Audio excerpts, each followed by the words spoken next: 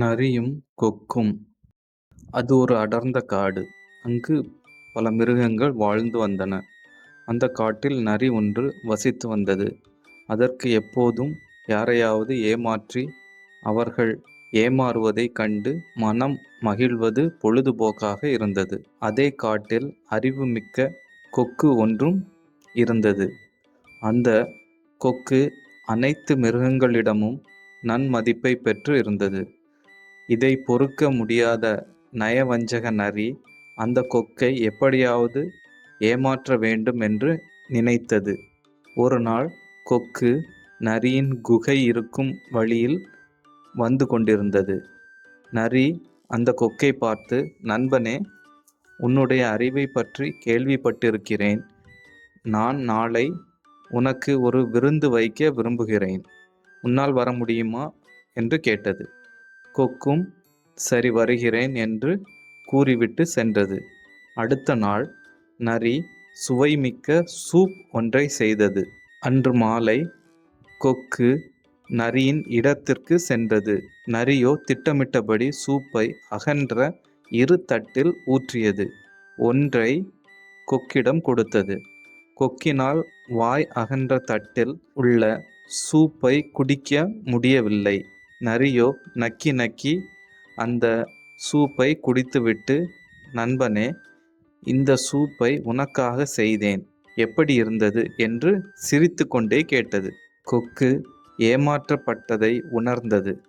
நரியிடம், "நண்பனே, சூப் மிகவும் ருசியாக இருந்தது" என்று கூறியது. கொக்கு நரியிடம், "இரவு நேரம் ஆகப் போகிறது, நான் செல்ல வேண்டும்" என்று கூறியது.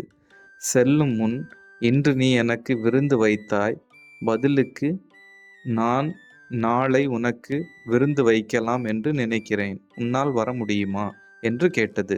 நரியும் வர சம்மதம் தெரிவித்தது.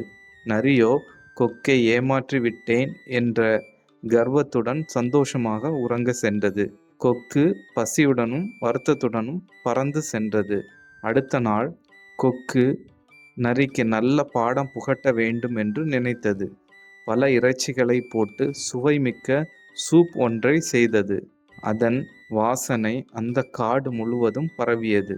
அன்று மாலை நரி கொக்கின் வீட்டிற்கு சென்றது. கொக்கு நரி வந்தவுடன் அந்த சுவைமிக்க சூப்பை சிறிய துளை கொண்ட 2 குவளையில் ஊற்றியது. அந்த சூப்பின் வாசனையை முகர்ந்தவுடன் நரிக்கு வாயில் எச்சில் ஊறியது. இன்றைக்கு நல்ல வேட்டை என்று நரி நினைத்தது. கொக்கு குவளையை நரியிடம் கொடுத்தது. கொக்கு தன் வாயை குவளையினுள் நுழைத்து சூப்பை ருசித்தது. நரியினால் துளை சிறியதாயிருப்பதனால் குடிக்க முடியவில்லை. குவளையின் ஓரங்களில் சிதறியிருந்த சிறு துளிகளை மட்டுமே நக்கி சாப்பிட முடிந்தது. கொக்கு நரியை பார்த்து, "சூப் எப்படி இருந்தது?" என்று கேட்டது. நரியும், "மிகவும் அருமை. இது போன்ற ஒரு சூப்பை நான் குடித்ததே இல்லை" என்று பொய் சொல்லியது. அப்போதுதான் நரி ஏமாற்றப்பட்டதை உணர்ந்தது. நரி கொக்கிடம் விருந்துக்கு நன்றி என்று கூறிவிட்டு வருத்தத்துடன் சென்றது. அப்போதுதான் நரி, நாம் மற்றவர்களை ஏமாற்றும் போது அவர்கள் எவ்வாறு வருத்தப்பட்டு இருப்பார்கள் என்று உணர்ந்தது. அன்று முதல் திருந்திய நரி பிறகு யாரையும் ஏமாற்றுவதில்லை. This video is sponsored by genreviews.online. Genreviews.online is one of the review portal site.